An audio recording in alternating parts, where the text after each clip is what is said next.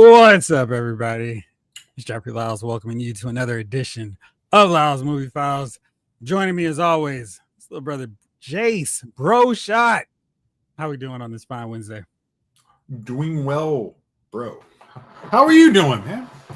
Chilling, cooling, all the things. Is your voice returned from all the podcasting last week? Yeah, it's back to normal.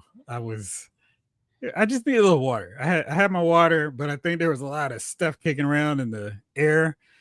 Oh, and I was just like, man, there's so much happening. So everything's solid now. The fan is going, the other fan is going, so I should stay nice and cool. And we got a lot to talk about. So I'm not even sure where to go, but what we should do first off is say what's up to everybody here in the chat. Snake Eyes. Howdy, partner.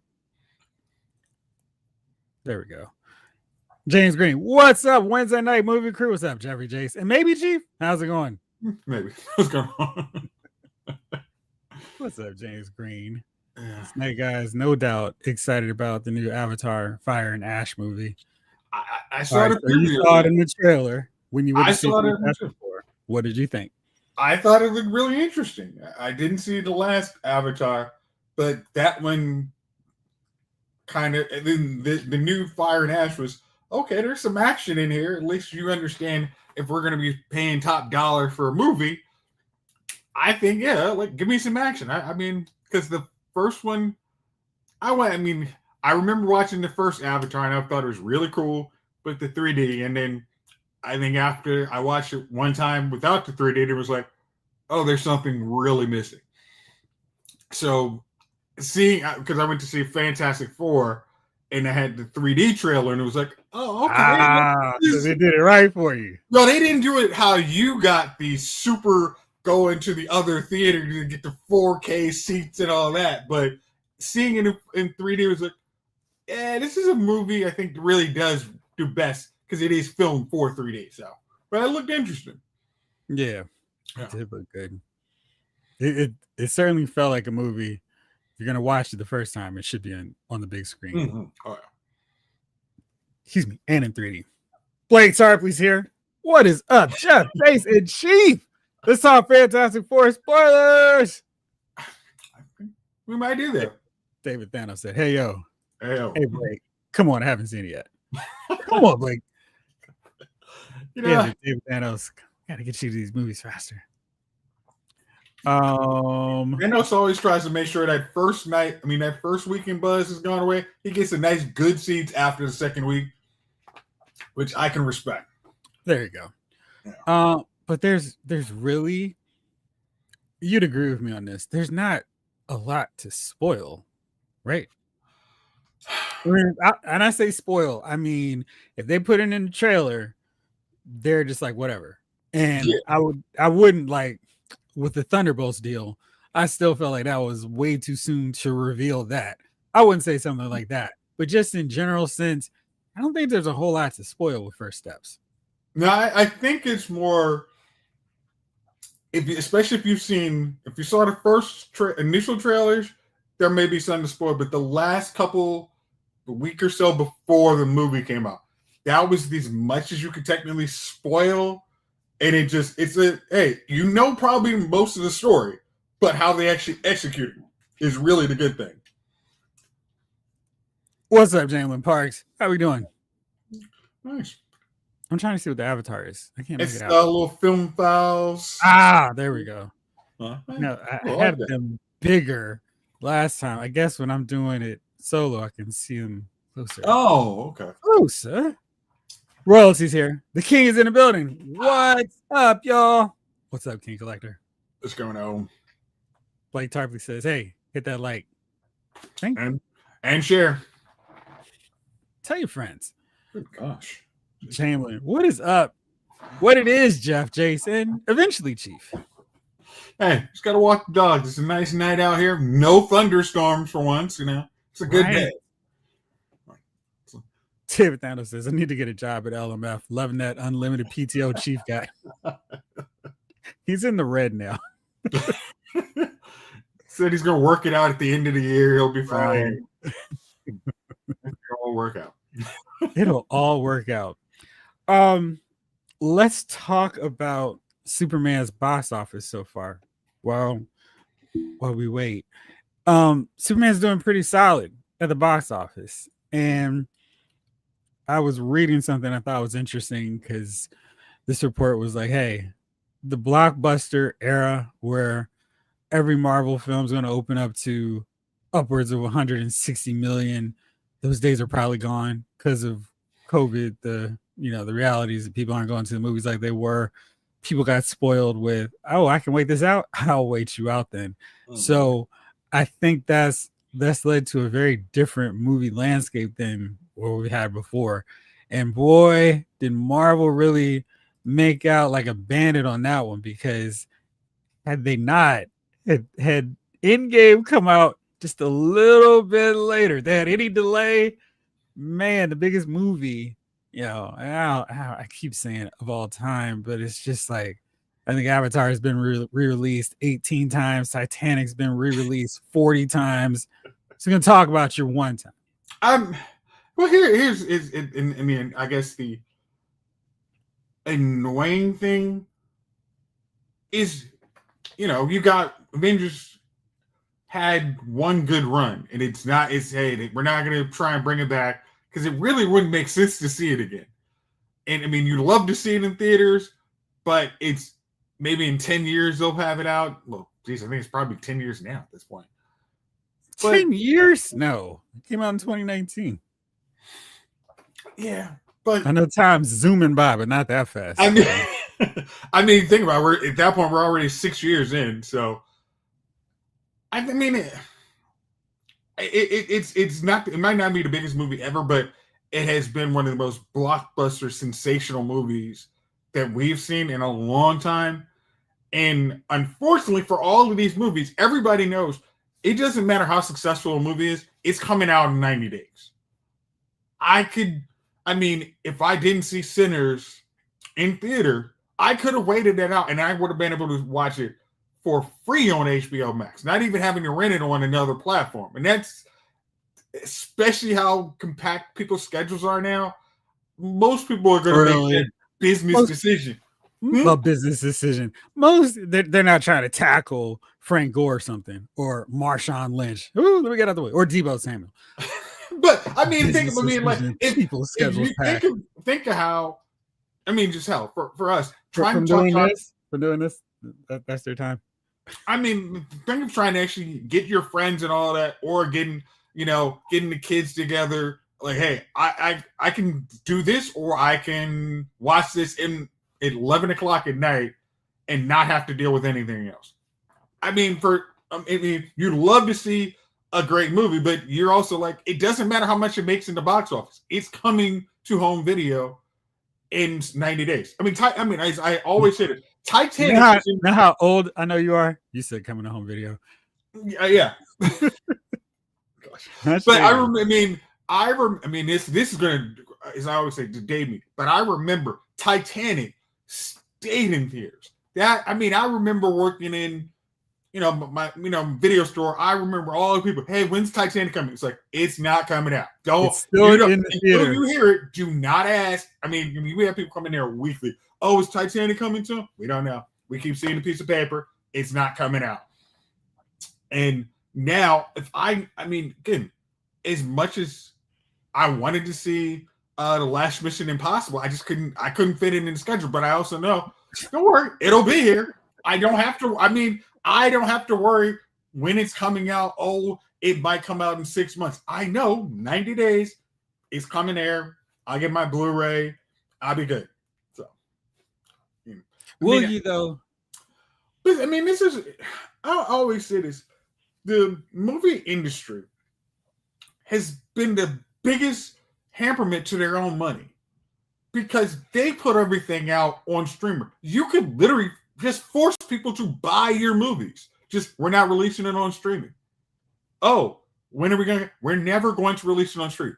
You can go to Amazon and pick up the 4K copy, but we were never releasing this on streaming. People will change their behavior because, if I can't watch this movie, I will find a way. And it's not even a scenario. Oh, they're gonna piracy. Most of these people don't know how to find the pirate sites. I mean, I'm just, not that any of us here. no, we do not advocate that. But for the general public, they're not looking at that. If you tell them, hey, the only way to buy this or watch this after it's released, it will be here. Oh man, Avengers is an annoying teenager right now. Oh my gosh, I really annoying. Jeez. You don't know what you're talking about, Dad. Oh my gosh. Leave me alone. I hate you. I'm fine. My life is over. Ugh. Are they ever going to tease Thanos? Yes, they will. Joaquin, just wait it out. See, it's funny because I think what's happened, like you're right, people, they got impatient with streamers like, all right, no one's going to the theaters, release it. Release the Hounds. And people are like, cool. I can't wait you out, suckers.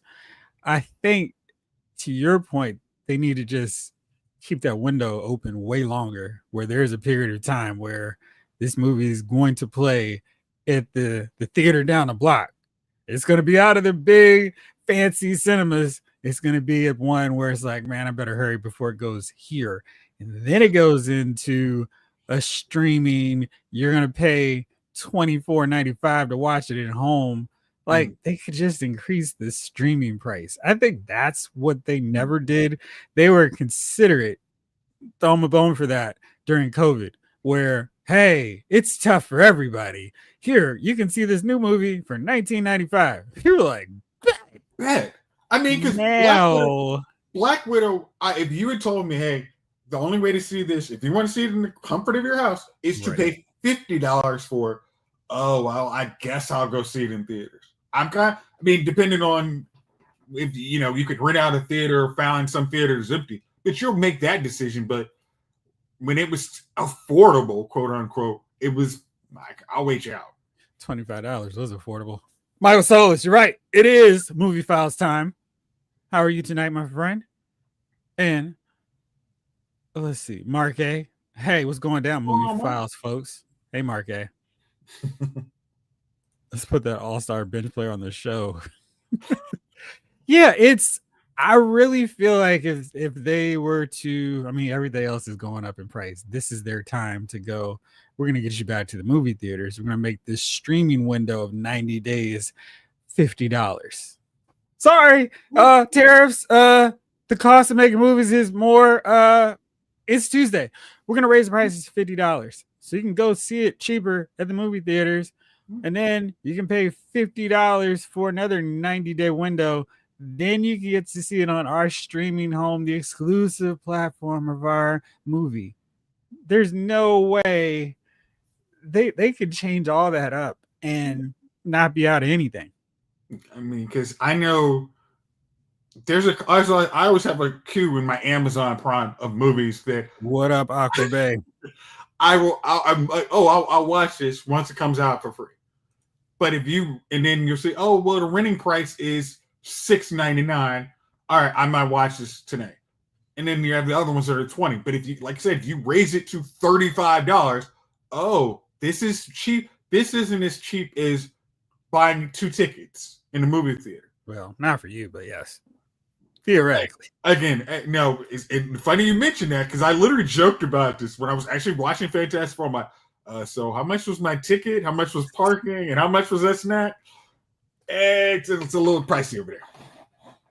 I remember that too. I remember when there was Errol's and not really so much Blockbuster, but Errol's would charge like $60 for a VHS tape that you could take home and buy and all that stuff. And you could rent it, of course, but if you wanted it, you were going to have to pay to put it in your collection. Mm-hmm. And I feel like, they've totally gotten rid of a model that was working and, people want to get rid of stuff. But, every time you see people's homes, they're full of stuff. It's not like, oh man, look how much space you've gotten because everything's been digitized. Nope. Still just putting in that space with stuff. Jeff, there's nothing there. As we can see, there's that little bit right behind Ken and Rue, but that's going to be gone in like 10 days.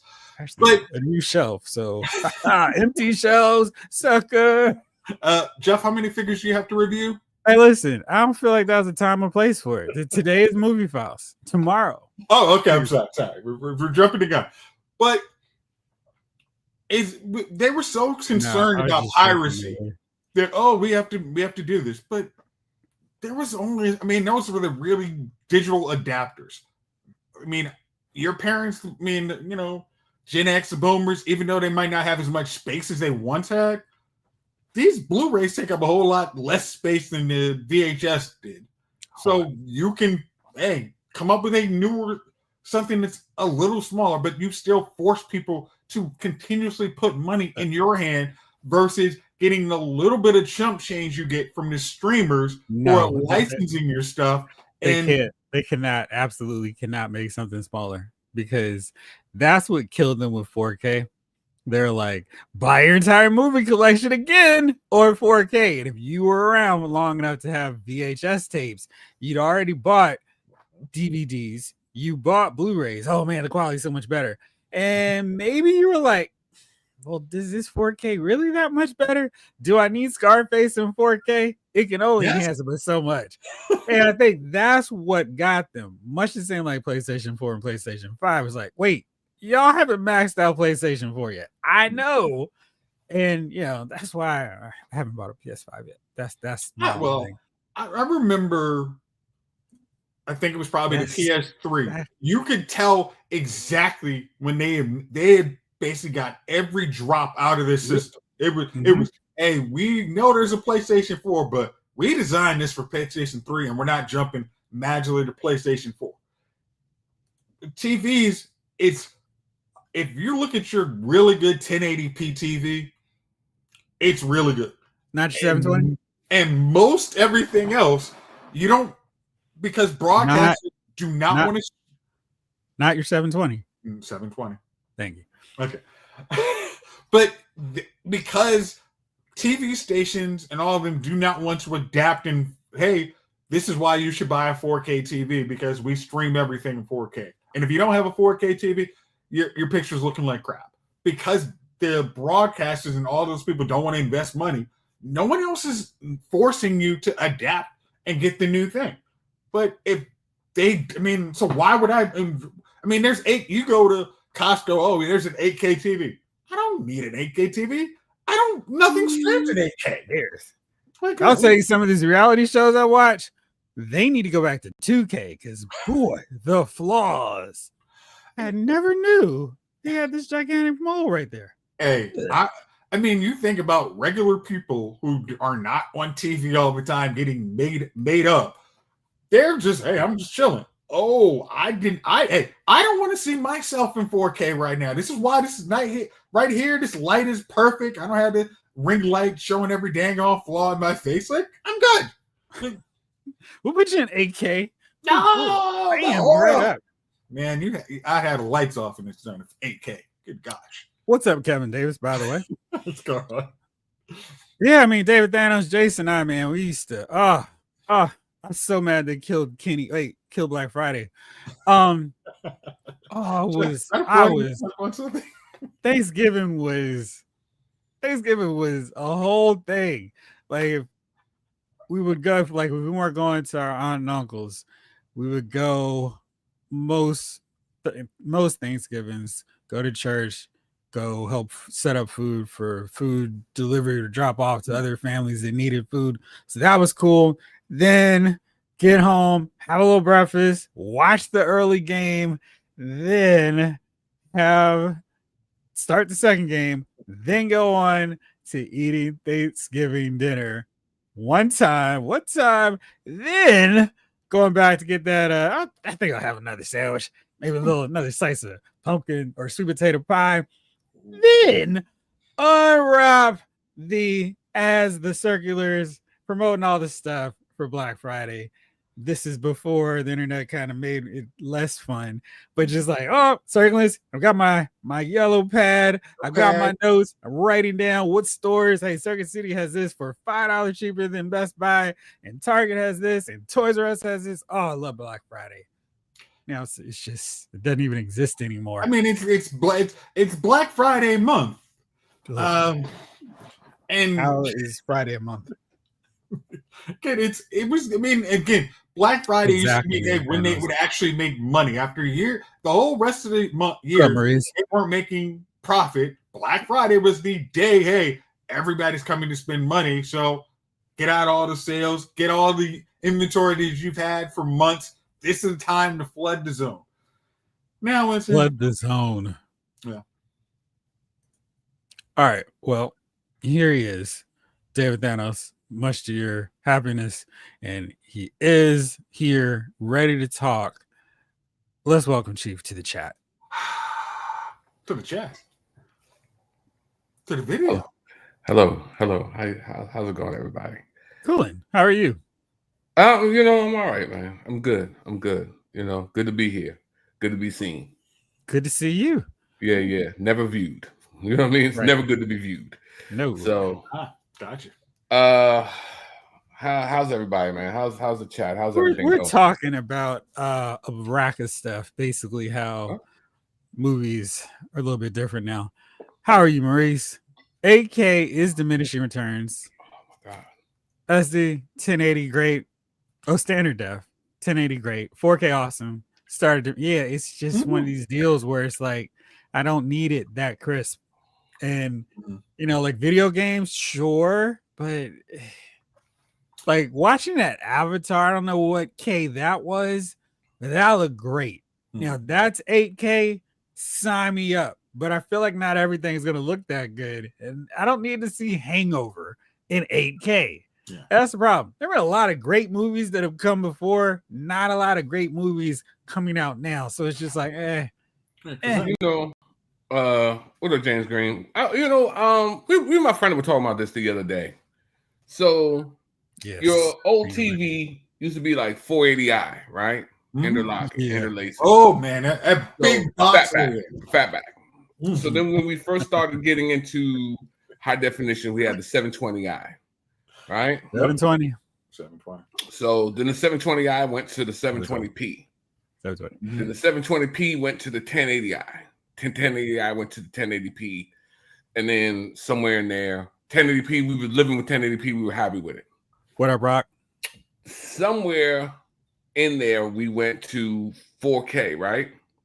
Now, 4K content, you can get some 4K content on Netflix. Some you get some. They do certain sporting events in 4K, right? If you pay for the package, I mean that's the problem. You have to pay for the package and hope your cable streams in 4K because most of the time they won't let you. Well, I've got a 4K package. Like, so when you watch those animal shows or whatever on Netflix, the 4K shows. How often are you doing that, by the way? I've watched a couple, but here's the thing. So 4K, they never really gave you enough of it. And then they started pushing 6K or 8K. Right. And so we don't have 4K content. So why in the hell do you think I'm going to go out and buy 8K content when we're not having 4K content? And not only we're not having 4K content, how much better can my eyes see? I mean, at some point, my eyes are only going to see so much. The cameras are only rated to a certain, and so, so it's just, what are you going to do at some point? It's nothing. At some point, the picture is going to get so you can't see. Your eyes are not going to be able to see any greater than what they can see. And you're not even offering content for it. It's just a ripoff at this point in time. You know what I mean? They're selling you things that you don't need. Remember the curved TV was one of the things? Everybody was getting a curved TV. And then, did you know people that had a curved TV? Yeah. Yes. Some people have the curved TV, man. I knew some people who had the portrait TV. It came and it looked like a picture. Oh, yeah, those little real flat ones. Yeah, it had to look like a picture. And I was like, well, all right. You know what I mean? Because now you really got to do the wall wherever you put it. Because now you've got to, poke the hole, drop it down, whatever, so on and so forth. And were you saying some song lyrics or something? What? You got to poke a hole, drop it down? No, absolutely not. Gotcha. So, it just doesn't make sense. 8K content doesn't make sense. You go 4K, you're good. Just, you know what I mean? You don't need any more, man. Unless they start really rolling out some 4K content, I think at this point we've been disrespected. I think the real.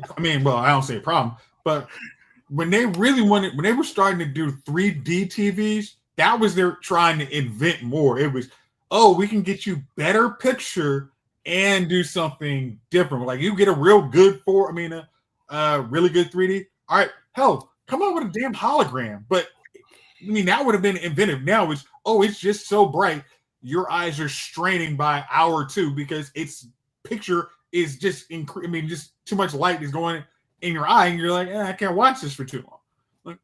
Yeah, so it is what it is, man. I just think at this point they're ripping you off. I always tell people, they were like, well, which TV? And I'm like, listen, no one is judging your TV at home. There's nothing else to compare it to. So once you get it in your house and you set it up, you're not looking at the great TV next to it, the $2,000 TV next to it. You know what I mean? That's really outshone. So if that $2,000 TV wasn't on, you'd be looking at your TV like, damn, this is good. You know what I mean? So go home, take it, buy it, put it up. You're fine. Remember, that was actually a thing. We used to always do. It's like we would go over our friend's house and compare, like, wow, that's a really crisp picture. And then, and then others would say, it could be crisper. Yeah. Unless you really had a bad TV, you couldn't really tell. But I think nowadays, even the low end TVs are still nice pictures. You know what I mean? The thing is, you can now get a 4K TV from whatever your department store's brand is, and it looks just as good as anybody else. Your top of the line electronic brand. This is it. We've maxed out what you need, and it's going to be only maybe $300. It's time to go visit Blake. He has a whole wall of TVs at his spot. Oh man, that's why I'm watching games. Nice, man. I bought a 65-inch Q9 FN Samsung. Probably I want to say about 8 years ago now. And the TV is still going strong, still looks great. It was the top of the line Samsung at the time. Mm-hmm. It's got the One Connect box. And I bought it on the open box. I got it for like something slight, like $2,300 at the time. And that is too slight. Listen, I'm sure that TV probably was supposed to cost in the realm of 35 plus. Yeah, it was like 30. Well, I know we're saying numbers. It sounds like, wait, I ain't got that. But so it was a significant discount. Yeah, I think it was my birthday present to me or something. You know what I mean? And I got it, and I go and I look at stuff, and it's still great. It's 4K content. Like 4K is 4K. It's still, you know what I mean? Yeah, there's unless you're gonna go bigger, there's no reason for you to change your TV out. If you have a really good basement for a movie theater quality TV, you're not going to get a TV down there. You're going to get a projector that will actually let you watch really good TV that way. But yeah, man, I got like a 75-inch in my bedroom. And I honestly, and it wasn't as expensive as the TV here in the basement. I think the TV still in the basement still has a better picture than the one in the bedroom. Although I haven't tried to watch any 4K content. But wait a minute, you're saying you didn't try and watch Madam Web on 4K? What happened? Well, it was on Netflix, but I don't know if it was 4K. I kept falling asleep during Madam. It took me like 4 nights to finish Madam Web off. I kept falling asleep. I can't understand why that movie was so needlessly brief for what it was doing. It's Thanos, man. Listen, it does pay, man. It does pay. The subsidiaries, man. We get we still get that government relief. Ooh. You know what I mean? But yeah, man. I just say if you got a TV and you like it and it's 4K or even if it's 1080p, there's nothing wrong with it, man. Unless you're gonna go bigger, man, enjoy your TV, man. Don't let people tell you that you need to go out and buy a new TV if there's nothing wrong with it. I was sucked in that for years, like phones. What changes about your phone from year to year? You go, you buy iPhone, like this is a 14, right? And 15 looks exactly like it. But the it's got a 16 new looks button. exactly like it. We have new software that you can put in your 13, but it'll be better. And how fast, right? So it's not nothing. It's they didn't reinvent the wheel. Oh man, you know what? I mean, I was looking 1-2 punch. Hey, it's all good though. I know what he looks like now. Oh, he's like, I can find you now. Right, I can find him now. You know what I mean? I'm gonna find him. He's gonna come home one day, and I'm gonna be in there eating his supper, sitting in his big chair. You know what I mean? Just as long as you don't touch his TV. No, I ain't gonna touch the TV. That's look. Now we're going disrespectful. Touching a man's TV or his car. You're going too far now. Right. All right. But you're so you're here now, and last weekend, you sent us a text. I'm in Fantastic Four First Steps. This movie's garbage. I'm quitting the podcast. You're here. Jay saw it. David Thanos has not seen it. So keep that in mind with your spoiler discussion. But what did you all think about Fantastic Four First Steps? Okay. I wish I could go into I'm not welcoming Denny's.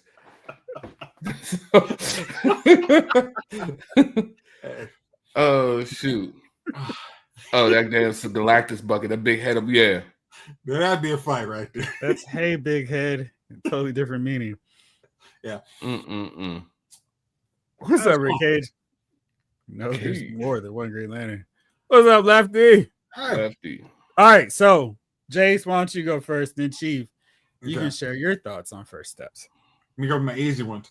Action scenes were really good. I mean, I think not as a spoiler, but you're gonna see a lot. You're gonna see some Silver Surfer action in there, and it's really well done. Galactus is not a punk. You'll appreciate. Also not a cloud. Boo. Yeah. Also not a ship cloud. Whatever. Ridiculous. Boo. You will not see that. I think story is really well done. I felt after. I mean, I didn't need to have someone said Fantastic Four is a no homework movie. And I think for some people that really helps. But if you've watched any Fantastic Four before, it's very much, you're going to enjoy it because it's so much better than what they've done before. It's, I know these characters. I'm exposed to a whole new world, but it still feels like I've been in this world before. And I think that's a really good thing. The chemistry between the characters is excellent. I think they did a great job of casting all of them. And I think, Jeff, you said something about people complaining about Pedro's mustache. You're not gonna remember he's an 8-inch shave after 5 minutes. That's Reed Richards. Okay, cool, got it. Vanessa Kirby does an excellent job as in Sue Storm, and Ben and Johnny, excellent. So I recommend it. I think if you like superhero movies, you're gonna enjoy this. And so that's my take. Hold on, Chief. David Thanos says, at least we'll hang out, unlike someone who gets back to you and says, I just saw your message. You know what, Thanos? Send me a number, man. I'm going to call you weekly now. I'm going to make sure I call you weekly. He's talking about Jace, who is in Miami. No, that's me too. Oh. That's me too, because I you know how you get on Instagram? Yeah. When I'm on Instagram, I'm just merely surfing, and every once in a while I look over to see who left something or who did something. And he had left something and I didn't see it for a while, and then I was like, I just saw this, I apologize, and I'm sure Jace apologizes. We're gonna do better, man. We're gonna do better with answering your messages offline. Blake wants to know, Jeff, do you have the clip of your show where you asked everyone to recast Fantastic Four? Chief, they all suck. Even the one that didn't come out. Pick one. All right, Chief, you've seen it now. Did it suck? Yes, it all sucks. Even this one that just came out. Nah. So here's the He thing didn't about change this, his. He man. didn't. After last week, we thought he changed. He turned it. He changed a new leaf. Thought every movie was good. You were a little worried the Chief wasn't going to come on a rant. That's over, folks. Bro, I still thought about quitting this month. Don't get me wrong. It wasn't that good to me. So I still said, should I come back? That's why I'm so late, because I was debating, and me and the dog was flipping quarters to see if I was going to come back. So the dog lost.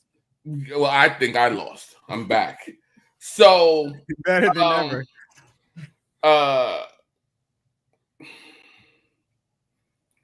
Was it the best of all the Fantastic Four movies? That's an easy yes, right? I mean, hell, they could have sweetened it, and it would have been better than the rest of the other Fantastic Four movies, right? I still think that the first two were not that bad. Were the characters, were they good? So yes. Okay. Did you appreciate, again, because you're not going to admit this, you read comic books. So did you not feel like this was a really good adaptation of a comic book that you had never read before? Yeah, I think they stayed true to a lot of the things they are able to do. They didn't go too off script with a lot of silliness. I think so. What I told you in the text. So at the end of the movie, I looked at my lady. I said, "So what you think?" It was cute, and I was like, "Yeah." See, that's the problem. It was cute. I'm curious, what did you want to see from a Fantastic Four movie that would have had you going, and remember, keeping in mind that your expectations are below the gravesite of where someone's buried for this movie? What would have made you go, "Oh, that was awesome. I take back everything I said about it"? I don't know what it was missing, man. And I'm not gonna, like I said, I don't think the movie, it didn't suck. So I wasn't in the movie theater like, boo, you know what I mean? Throwing tomato.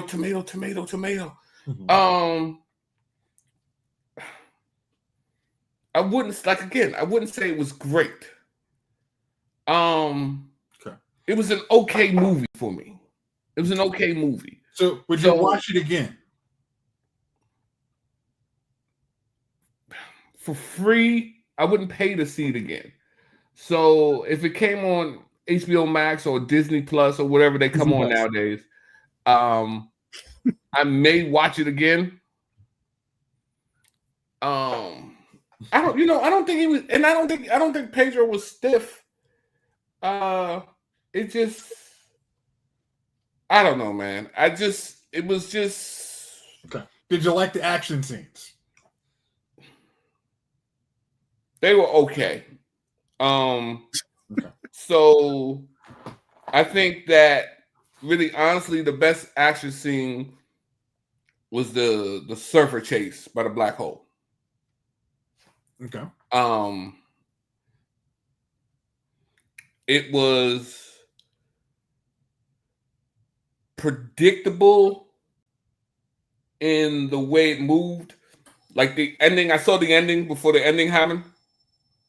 So the last 30 minutes of the movie where they was kind of setting up everything, but they weren't telling you, they'd be like, I got a plan. And everybody kind of lean in, and then they would cut to the plan being developed, and then he would say, okay, well, we need to, and then they would cut to something else being developed, and I was like, okay, so this is what they're going to do.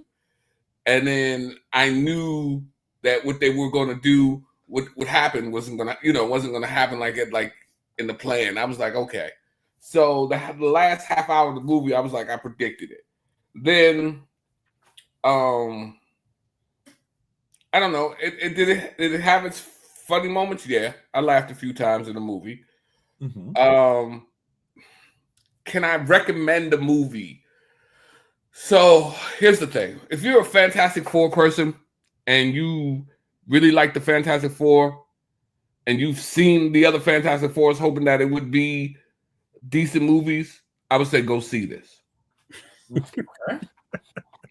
Because you've got shysted the 4 or 5 times with the other movies. You was on, you know what I mean? They put you in Shiceville and you were sucker punched. This here movie, for people who love the Fantastic Four, like my coworkers here, they really enjoyed it. For me, who wasn't ever really a Fantastic Four fan, it was okay for me. I think that if it's a Fantastic Four, those are your guys, you'll probably enjoy the movie. If it's one of those things where you could live or die without the Fantastic Four, you know what I mean? I think that you could probably just wait for it to come out on Disney Plus. And I'm not saying it's bad. Yeah, Chief, have you watched they're on Disney Plus now, the Fantastic Four cartoons? I have seen the Fantastic Four cartoons. Now, not recently, but now I have to definitely steer that part right. So they had one that was in the mid 90s. Okay. It was really well done. The first season, it's done in a really goofy 90s cartoon style. The second season is one of my favorite cartoon seasons, period. Because unlike so many other things, they're like, Jack Kirby and Stan Lee did the work. Do we need to change it? And in a rare thing for a cartoon or movie, they're like, actually, no. Let's just do what they've already done and let's just do our cartoon based off of that. So whole episodes are direct lifts from comic books. And because that source material is so great, the cartoon is really well done too. And I think if you're not necessarily a big Fantastic Four fan, that is a really good, here's why the Fantastic Four are good characters. I think because they've got guest stars in it, fun fights, and I think it's just really well done. It's the best Fantastic Four thing until this movie. So if you're open to it, I think if you watch that, you might come to like them more and be more excited about seeing them again. Because I understand if you never really cared about them, those first 2 films definitely wouldn't make you go, oh man, these guys are amazing and awesome. I think maybe you watch that cartoon, you might care about them a little more. All right, go for it, brother. I was gonna say, like, and this is this is the only thing that kind of can spoil, but it's in the first probably 5 minutes they open up their world that hey, the Fantastic Four has been in this universe solving problems for 3 years, and some of the names they drop in there are like, oh, okay, that's cool, and just it reminds you that hey, we have a universe of characters we can bring out, big or small, and actually can make interesting storylines. And I think that was one of the big things that got me, like, kind of hooked me early on in the movie. This is why Marvel paid this money, because they can pull all of these really good characters, even if they're not main level bad guys. You can have 15 minutes on a fight and it'll still be interesting. Hey, you can see all these powers. How did these guys, the team, work together? And at the very least, this is a family of explorers. We can do a whole lot of things that so far in Marvel, we have not. It's just been, hey, you're stuck in this one little pocket. Fantastic Four basically tells you, nope, we do not have a pocket. We have a whole universe that we can explore, and we are already telling you we're going to go there. And I think that was a really good thing for me.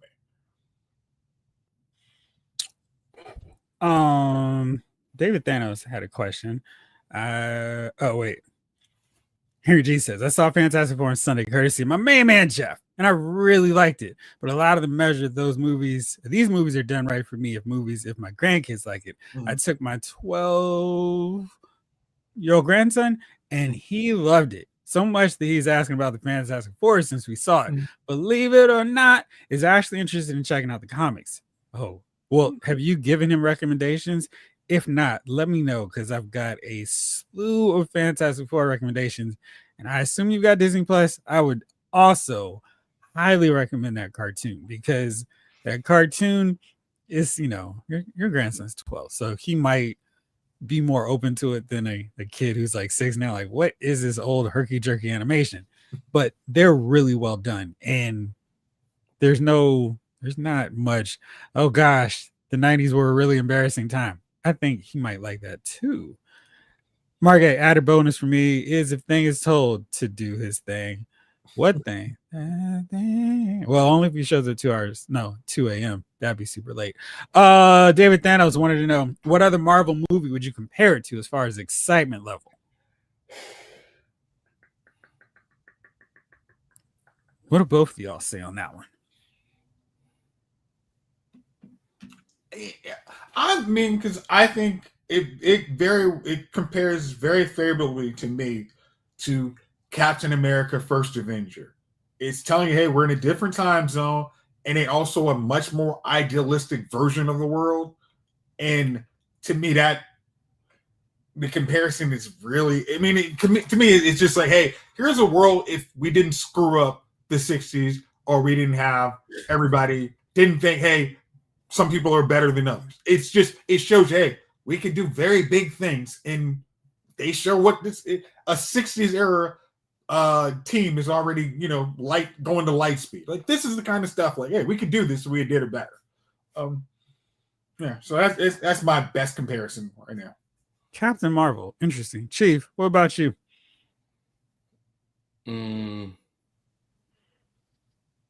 What's that? Shanghai with the rings? What was that?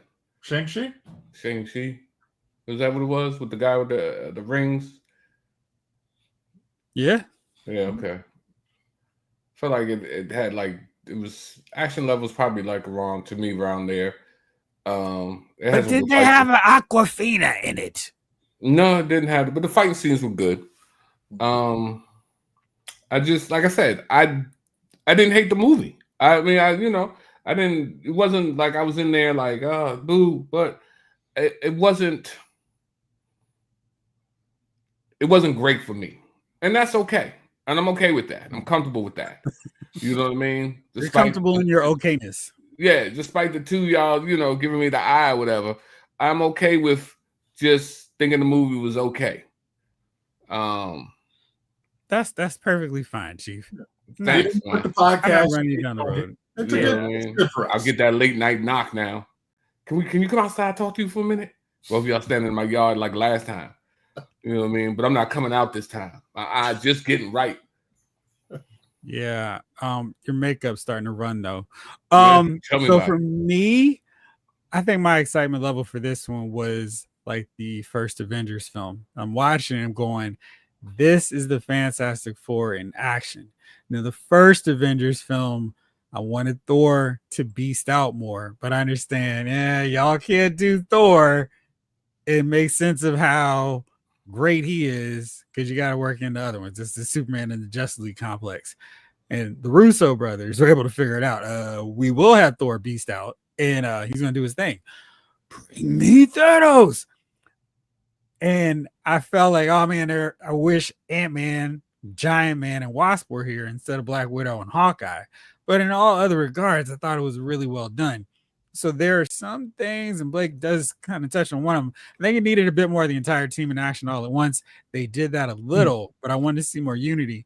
And based on who they were fighting, that was really hard for them to do that. I thought having them go against Galactus was a really ambitious, wow, how are you going to do this? But I thought they did a great job with it. And I wish the director already said, no chance of getting the director's cut, but I really would have loved to have seen John Malkovich as Red Ghost and his super apes in the mix of that, having, 5 to me. I would not have cared. I mean, like, yes, great. So I know they said they had to cut him, but is there not? Did they not film that part? I don't understand. It was when we saw the trailer. It was since they say they cut him, I guess it's not a spoiler. I thought he was going to be a older version of the character. I was like, oh, is this going to be something really? Why are you bringing John Malkovich? Like, I thought, oh, he's going to be something really, really big. And they're like, no, We just cut him out. It's like, oh, okay. Yeah, and David Thanos agrees with me. That cartoon rocks because they did. I love that season of Fantastic Four more than like 5 or however many seasons of X-Men because it just kept frustrating me how they would take parts of different storylines and then here, whereas Fantastic Four is like, this is what they did to get to here. That's all we're gonna do. And yeah, they introduced the characters who were contemporary members of different teams at that point, but it didn't change anything. And it was so well done as a result of it. I mean, that was the thing that worked really well from my perspective, that really worked well for the Superman the animated series. It was, we're going to switch up who Kyle Rayner is, but we're going to give you the exact same story. Just right. Yeah. We're giving you, Hal Jordan's story. We're just calling Kyle Rayner. But eventually we will change that to Kyle Rayner and just you act like you didn't know we did it. It's like, yeah. Actually, Blake, Jace is the one with the sheep mask on. I just have a lantern and going, we're here. Yeah. David Thanos is good with your okayness, Chief. Thank you. Hey, Jeff, I can't remember. How did Reed and the Fantastic Four defeat Galactus when they first encountered him? They used the ultimate Deus Ex Machina, the ultimate nullifier, which made sense just fine there. It worked. Sissy's OG Star Trek. Yeah, they play into that too. I think if you like that, you dig it too. Marie's hopefully going to see both this Friday. It's a local holiday, Emancipation Day. Nice. So I should be able to squeeze them in. I'm trying to think. Since you have the option of doing it, which one I would suggest seeing first? Maybe go see Fantastic Four first and then see Superman. Since you've got the option and haven't seen either yet. So Marvel Studios is kind of feeling themselves right now. Like, yeah, y'all are feeling our movie too. Great. Well, here's what's going on with the rest of our stuff. Unless, because I was curious where Fantastic Four sits right now. It is at $142 million, 99 million worldwide, and for a grand total of 241 million right now. In case you were curious, because I know you absolutely wanted to know this, that train wreck of a Fantastic Four movie made in total at the box office $168 million. So you're talking already about more than that. What did you say? Yeah. Well, I mean, all the other ones were from Fox. I'm sorry. The last Fox. Yes, the last one, the 2015 one, the trash one. And ironically, every Fantastic Four movie has come out in the 5. First one, 2005. The other one's 2015. The first one from 2005 in theaters, not talking about the Roger Corman version, has earned 333 million. So it should catch up to that pretty soon. And Rise of the Silver Surfer, in case you're curious, with Cloudman Galactus, 302 million worldwide. So it should catch up to it really, really, really quickly. All right, let's talk about Marvel Studios and all the stuff they've got going on. So we got Spider-Man Brand New Day. I'm looking forward to that one. And Marvel is ecstatic that, hey, we've got a great movie and everyone's feeling it. What's the status on everything else? So I'm glad you're asking that. Jace, how excited were you for Blade? 5 years ago when we heard Mahershala Ali as Blade, I was excited. The fact that we have come on this podcast multiple times pitching scripts for Blade, and none of this, we have not heard from Marvel yet saying, hey, we heard your podcast and we'd like to commission you as screenwriters for our great new Blade project. The fact that they still haven't done that just still disappoints me. And now I just assume Blade is never happening. I think I'm going to agree with Wesley Snipes.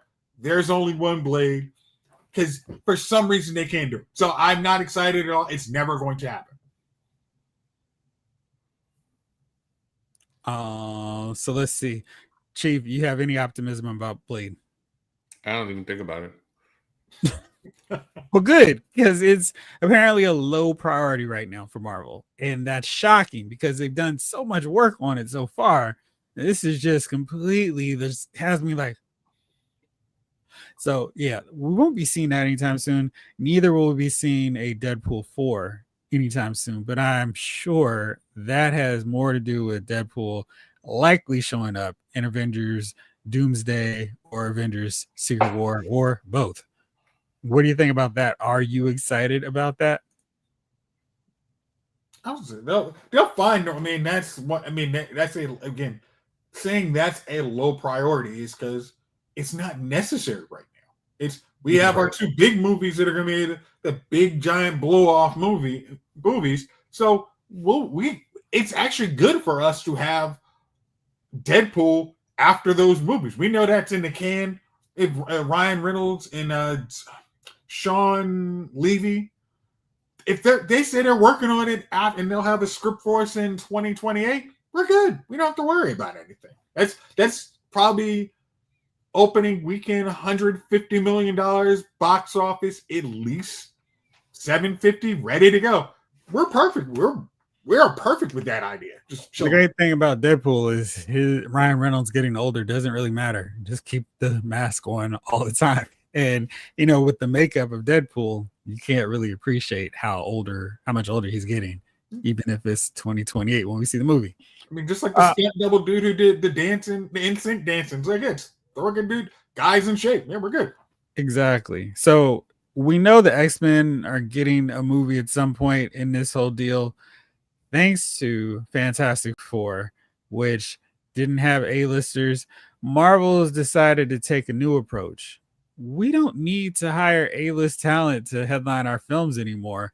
We can keep our costs down by getting on the rise talent. So originally it was like, oh man, they're going to get a bunch of kids to play the X-Men. It sounds like they're just not going to get Timothy Chalamet. Whoa. Yes, you have to get Timothy Chalamet. He has to be Cyclops. What are you talking about? We don't let a movie go by without having Timothy Chalamet. What are you doing? Oh gosh. Crazy.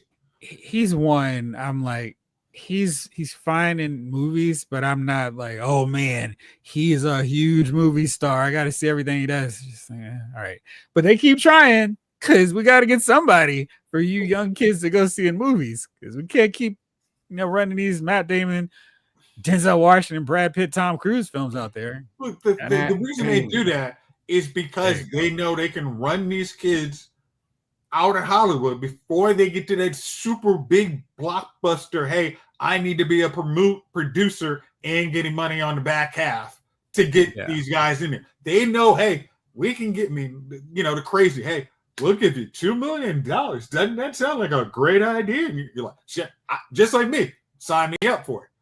But you have the established, I'm going to need 15. I don't know. I could blow through $2 million in a Vegas casino just like that. Thank you, Austin Idol. But I mean, they're making a smart call because it's when the original Superman came out, yes, they got Marlon Brando, but they didn't spend money all the next big budget part to get Superman. They got an up and coming theater actor to do the part really well. I mean, he's still. I think probably up until this point, he really was Superman for a lot of people. It's better to get younger actors, just like George Lucas did with Star Wars. Get young actors.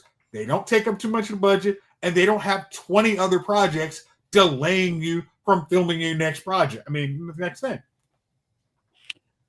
Chief, what do you think? So I'm reading this Variety article that's saying that Robert Downey Jr. has earned between $500 and $600 million for the Avengers films and the Iron Man films. Well, what all the stuff he's done for Marvel Studios.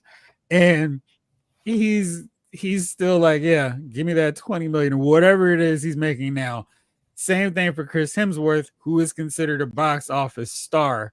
So they're going to be costly. So apparently we might see more Pedro Pascal focused in Doomsday because he's not demanding 20 million per movie. He's like a big time TV guy because of The Mandalorian Game of Thrones, Last of Us, but he's not quite at their level. And I'm fine with Reed Richards taking a central role in anything involving Doctor Doom. Yeah, make that happen. I don't need to. I'm really like, we didn't need this version. We didn't need RDJ to play Doctor Doom. I will continue to state that, even if he delivers an Academy Award-winning performance. We could have gotten basically anybody else. You could have got Mark Strong to do it. You could have got Mark Strong to do Doctor Doom. Very good job. All you have to do is write it perfectly. He'll be fine. He would have been fine. And even that great reveal at Comic-Con, it popped really well. But you still know in your budget, we have to pay him as a producer. We had to re-up his contract to do this. We do not have to do this. We just need. Chief, what do you think? Big names cost, I guess. I don't know why. I don't know why Marvel didn't sign him to a 6 or 8 deal thing where they could have brought him in for, whatever it was. Like, hey, look, we'll put you in on these 8 movies and you can cost us $80 million for 8 movies or whatever it may be. I think because of Daredevil, Elektra, Fantastic Four, insert every movie not named Blade, X-Men, and Spider-Man that had come out before then. Sure, but they did it. They got him to probably a 10-movie deal. I mean, after Avengers, or no, after Iron Man, when they redid his deal. That's what got him. I mean, I'm not saying in trouble, but that's what got all these deals. That's why Chris Evans had at least 6-picture deal, and that's why he has a cameo in what is it, Thor Ragnarok? Yeah, I'm pretty sure. Contract. He was done by the time Civil War. Let's see. It was redone. Boy. Stupid. Let me see here. That's gonna be hard to find. I know what you're looking for, but they're probably. He was paid just $500,000 for the first Iron Man. Earned $10 million for Iron Man 2. Then they gave him back end points. Earned $7 million for the third Iron Man, which was trash. And then he earned $345 million playing Iron Man in the various movies, right? They kept with them back end points, man. You got to say no. You got to say the nay no. So that $500,000 for the first Iron Man, and sometimes I think the theaters kill themselves. Sometimes if that was your vision to have him play 3 movies, then you should have got to put him on contract and said, look, we're going to give you this much for these movies. But remember, I don't want to say, he was kind of the F up. There was a chance if he doesn't have his act right, he might do really good on this first movie, but between filming 1 and 2, he gets in some trouble, and then we have to recast. But that's fine if the money's low. So let's just say he messed up and got in some trouble, right? And say let's just say the 6-picture, because the first picture was $500,000. So let's say the 6-picture deal was, let's just say $15 million. And you give him 7.5 and send him on his way, it's still cheaper than $345 million. So I think, for example, like they did the Superman guy, right? He's kind of a relatively unknown. Mm-hmm. I didn't even notice him in the Twister movie that came out. He was in the Twister movie. Mm-hmm. I never even paid attention to that character. So I'm saying that to say now he's done Superman. Now he starts to get better roles, bigger roles, right? So how much is this dude going to come and ask for next time it comes to the table now that Superman is made? $300 million or $400 million or whatever it comes. Like, if you're going to have this character in there, then set up a deal with them. Okay, listen, we plan to have you for at least 6 pictures. We're gonna give you 20 million, 25 million for these 6 pictures, or 30 million for these 6 pictures. You know what I mean? And let that be it. But if you're his agent and you look at the projection of all these movies, you're not gonna have the. I'm not letting my client sign that deal. Somebody will do it. So that's what I'm saying. So you don't have to. It doesn't have to be this guy. Somebody. Let me ask you this: would you do 6 pictures for 30 million? Again, yes. Okay, that's my point. Somebody will do it.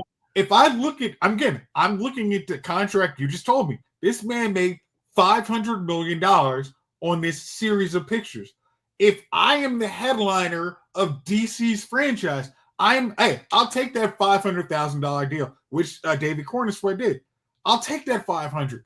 And as soon as you ask me, $7,500. How much did old boy get paid for doing Superman? $7,500. $7,500. Yeah, that's not right. 750. Okay. Yeah. So he made $750,000 for doing Superman, right? And Nicholas Hoult, who played Lex Luthor, made $2 million. Okay. So, and this is my point. So the dude who played Superman is an unknown. He's a nobody at the time, and I don't mean that disrespectful. I'm just saying he's not. People don't know who he is. Mm-hmm. You could have signed him to whatever. If he took $750,000, you could have been like, "Yo, we're going to give you $20 million to do this universe 6 pictures." Right? He would have taken it. Okay, he took $750,000, bro. That kills your argument. We watch football all the time. But you kills your argument. Because this agent obviously didn't go in there and say, well, look, you're headline DC. Hey, you should be asking for $75 million. I'll sign that. I'll sign that deal that says for $750,000, $1 million. I will. But there is if this movie makes X amount, there is a kick-in deal that old deal doesn't apply. Is there a kick-in deal for him? I'm not taking as an attorney. I'm not letting my client sign on for a movie for $20 million for 6 pictures when he should be making $20 million on that one picture. Absolutely not. Not a chance. I'm not letting my client do that. Hold on. So I have full numbers for you. King Collector, Lois Rachel Brosnahan, she made the exact same amount as David Corenswet. So Robert Downey Jr. started out making $500,000 with the first Iron Man. Come the second one, and the first one it made way more money than they expected. Yeah. So for Iron Man 2 years later, he made $10 million. Then for the Avengers, which was everything, all roads lead to this, he made $50 million. For Iron Man 3, he was back down to $25 million. Age of Ultron, $50 million. For Captain America Civil War, which you would probably think he would have a lot of money, made $15 million. And Spider-Man Homecoming, $5 million. It wasn't until the last 2 Avenger films where his salary was like insane. Infinity War and Endgame, $75 million. So he's getting $100 million for this one. To your point, Chief, I think they could do something like, here, we will give you $100 million to do these 6 films, probably assuming that they would be okay. Maybe even $75 million for these 6 films or 6 appearances on our universe, hoping that they can eventually get like a big Avengers level thing where we can go, hey, dude, here you go. Here is $45 million just for this Justice League film. But I definitely think that, like Jason said, you can't let your dude sign for $20 million for 6 films. You gotta assume if he's playing Metamorpho, you sign that right now. But if he's Superman, nah, dude, we got to see a better offer here. Listen. It's $750,000, right? Mm-hmm. That's how much he did the first movie for. It's not even $1 million. He's not even in $1 million. I think you could have got away with it. You're not even at $1 million for the movie. So if you're telling me a guy who was headlining a DC movie and I negotiated just $750,000, which after taxes is what you make on the farm. So yeah. Basically, after taxes is what I make on the farm, right? Mm-hmm. So now you're telling me if somebody says that, look, we're going to give you $25 million for 6 pictures. Yeah, okay, fine. Okay, You at that point, that's what I'm saying, because when you're talking Robert Downey Jr., he has a resume behind that. He was almost like Ezra Miller when they brought him on.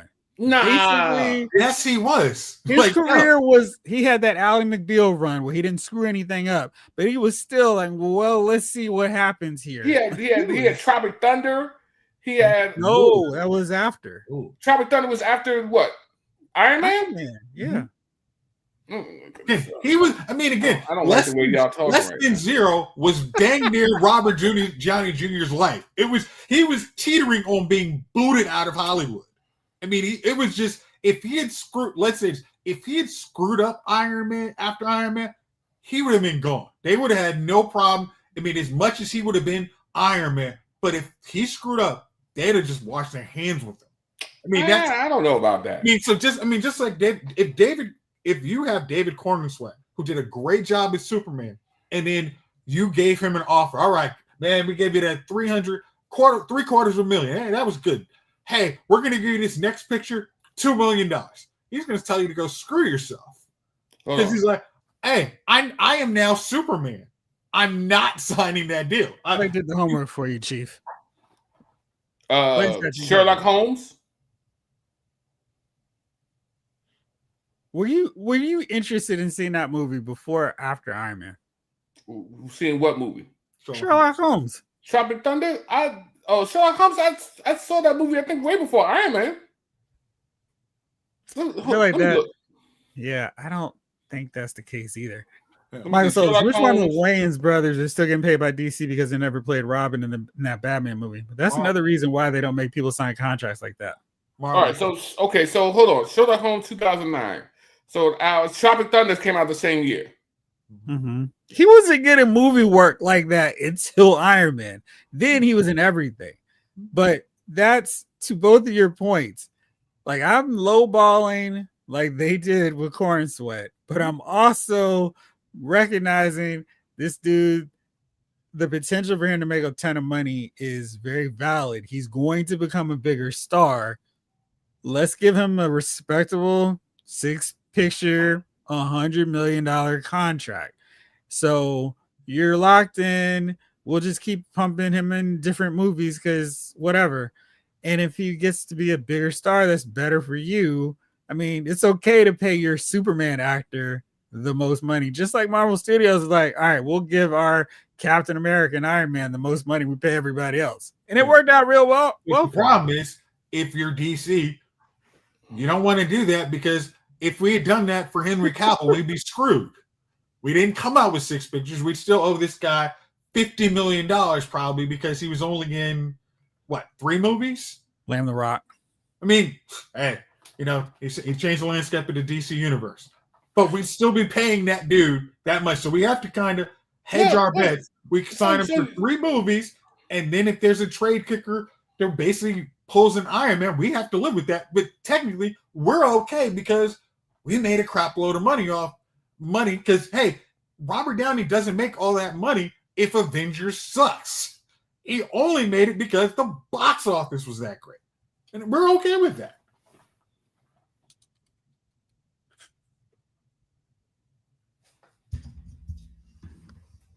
I don't agree.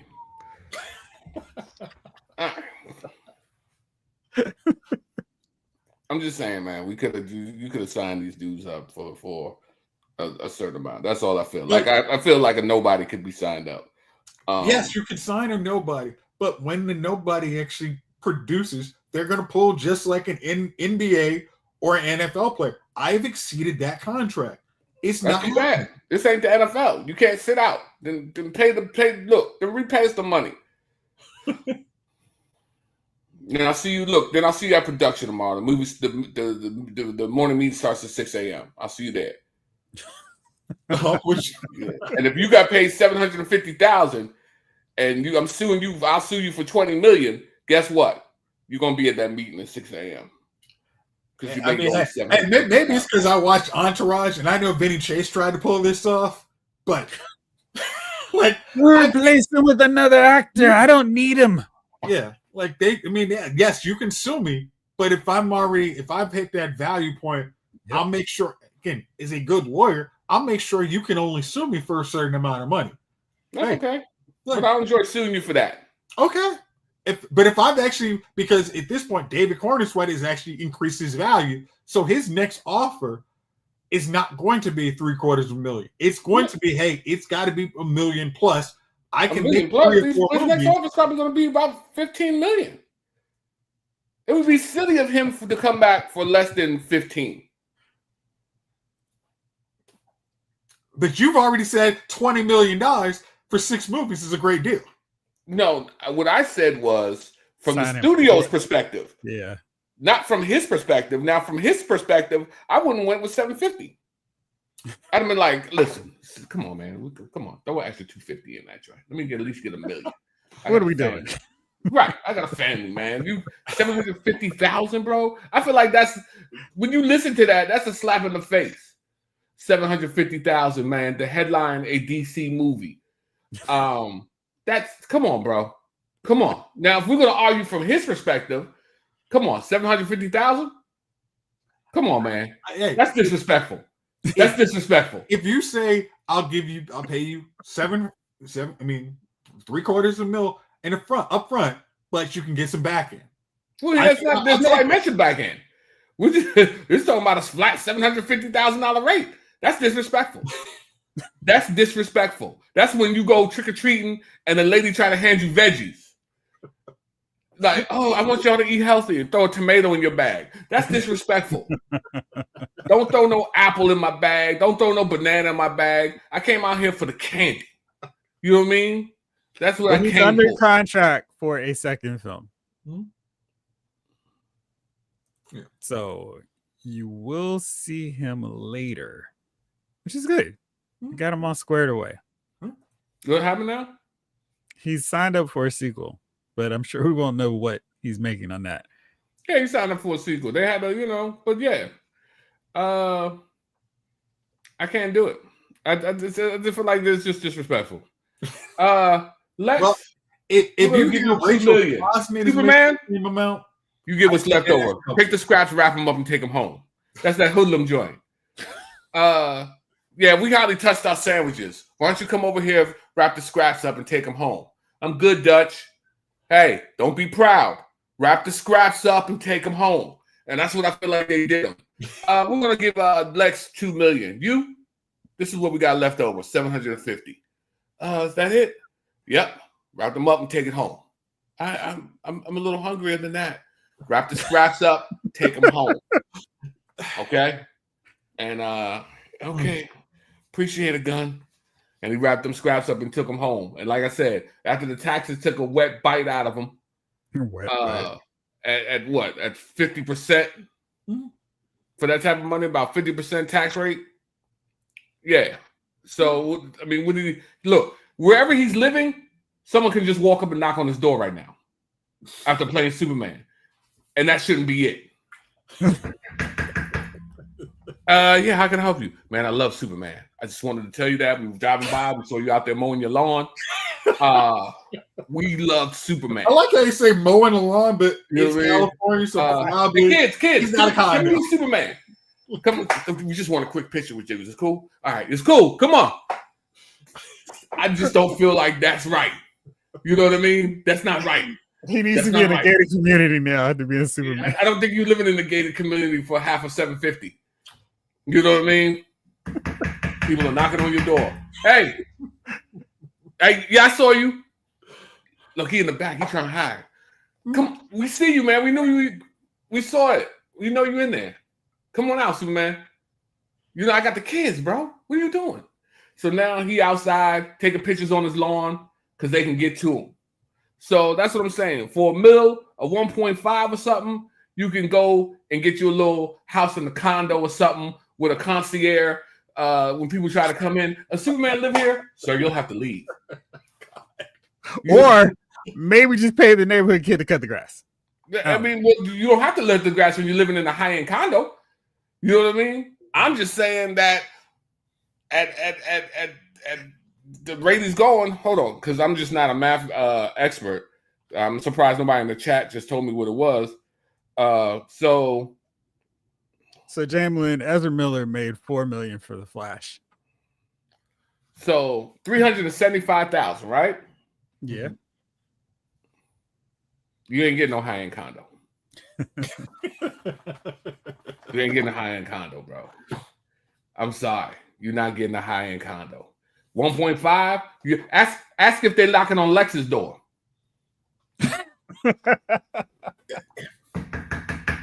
They ain't doing that to Lex. Lex living somewhere where, you know, he can see the road through binoculars. Yeah. A lot of action on the road today. Superman, you know, they knocking on his door, bro. At least, like, they won't even put him in a nice end condo. You gotta, you know, that's what I'm saying. You shouldn't be making. How much has the movie made so far? Smallville. Listen, Smallville, Kansas, huh? How much has the movie made so far? It has made $511 million worldwide. So it costs what, $200 million to make? I believe, yeah, that's what they said. 200. So the profit is $300 million at this point. $300 million. Let that sink in. $300 million, and you've paid the lead $750,000. Don't laugh. Don't let that, because that's wrong. You have made $300 million. Robert Downey Jr., who Jamlin said was a more well-known commodity, got paid less to be Iron Man. I don't agree with that either. But I agree with that. I don't agree with that. Not if you headline in the movie. If you're Warner Brothers, we can't invest too much in locking up talent, because if we did that, we would have been screwed with after the Snyderverse. We have to figure out economic ways to keep everybody, but also make profit. Bro, I'm not arguing that point. I'm saying if you're headlining your own superhero movie, you should at least make $1 million. You should at least make $1 million. That's all I'm saying. There should be there should be an extra digit in there, 7th digit. You know what I mean? You don't have to. I mean, 6 figures. You know what I mean? I think you should make 7 from running your own movie. That's all. Even if he had paid them 1.0 million. You know what I mean? I'd have been fine with that. But 750,000? That's just disrespectful, bro. Because they had the money when they paid Lex Luthor $2 million. So you could made anywhere between 10 to 20 million for Justice League. And what did he make for Batman vs Superman? Let's see. His back end deal for Batman vs Superman had helped him earn 43 million. So let's see here. So it just depends. But I guess maybe they're still paying out the old guard for those. Good deal. All right. Well, let's see. One other thing. So coming up, we're almost in the back end of 2025, which is crazy. I'm sure from being in theaters, you've seen some trailers. What's, if anything, has got you excited about what's coming up? Me, I actually saw the trailer for The Long Walk. I want to see that movie. Stephen King movie. I mean, kind of, trying to walk for some money, but actually has a story behind it. I'm interested in. I saw the trailer for, I was walking through the theater during the trailer for Running Man, and I'm intrigued with what they're going to do. I mean, maybe it's because they got Coleman Domingo is kind of the, oh gosh, what was the man's name from Family Feud? Richard Dawson. I'm like, yeah, all right, I'll check this one out. Coming out with more Family Feuds and Richard Dawson. Yeah. See, I should have remembered that line. Shame on me. No, shame on. Wait. Can't say that. Not on television. No. Those are my first 2. All right. How about you, Chief?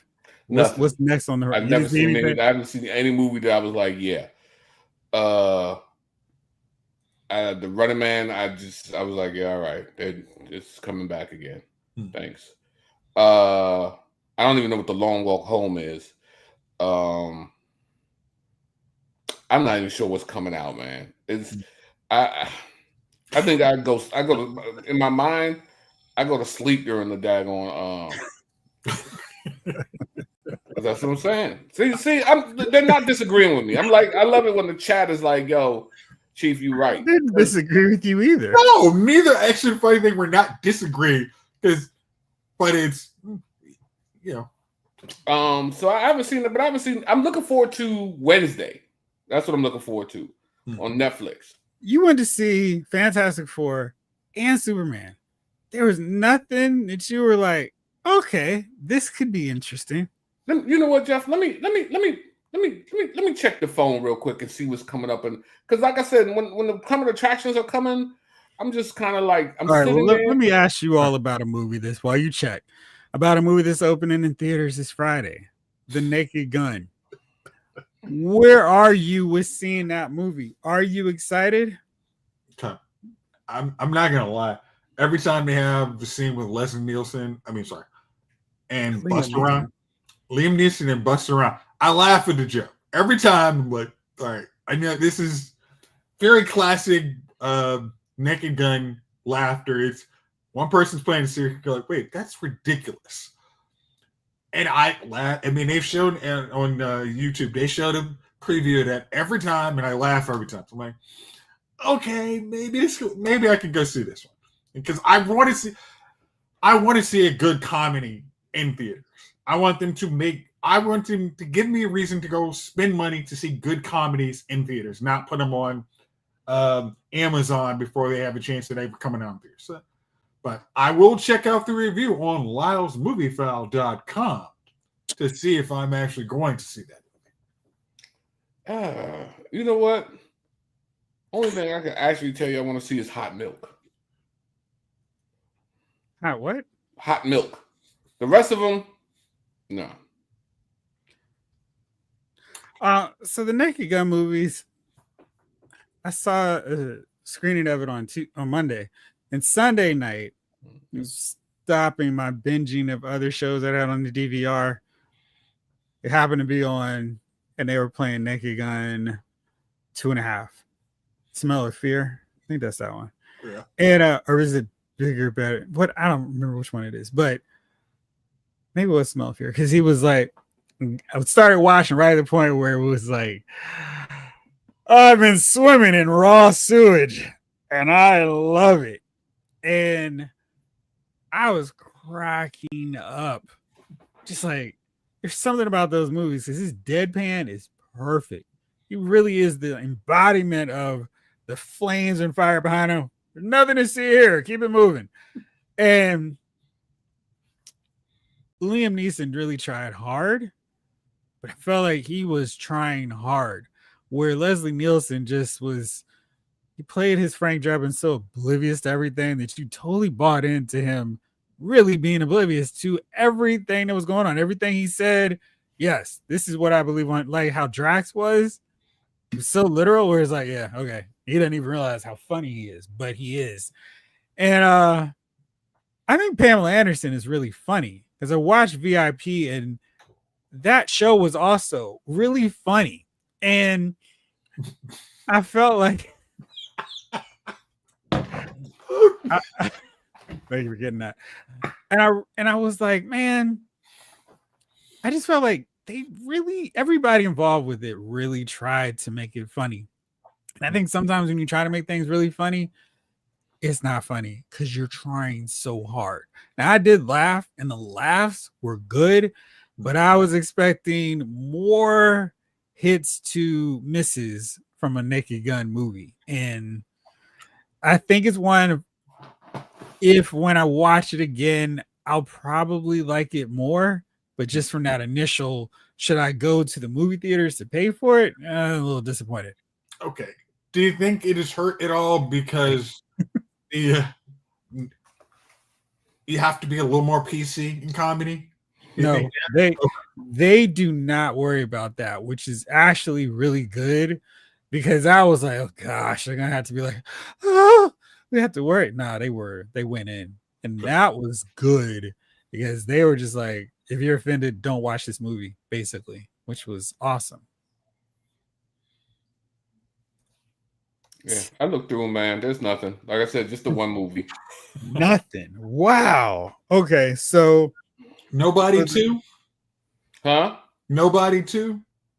Nobody 2. Nah, I didn't like. I got the first one bored me to death. Oh. And then like I said, I enjoy a good foreign film. That's probably why I picked the other one. What a cinephile. Huh?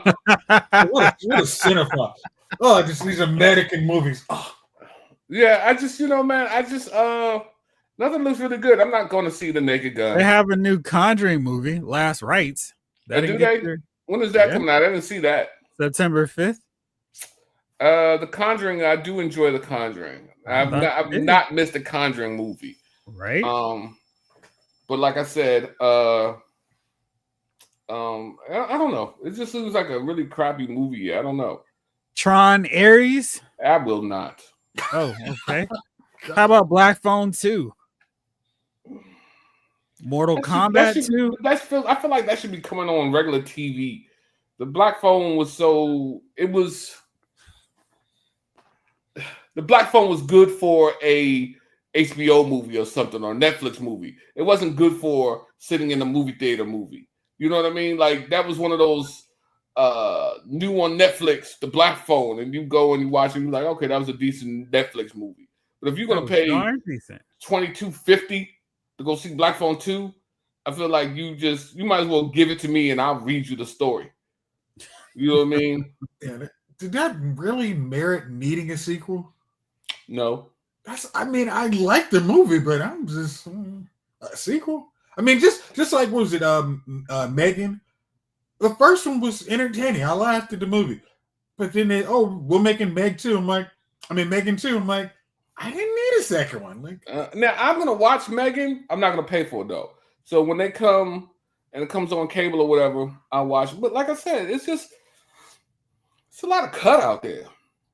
And like I said, I'm me and Liam Neeson. Subsecurity. Yeah. You know what I mean?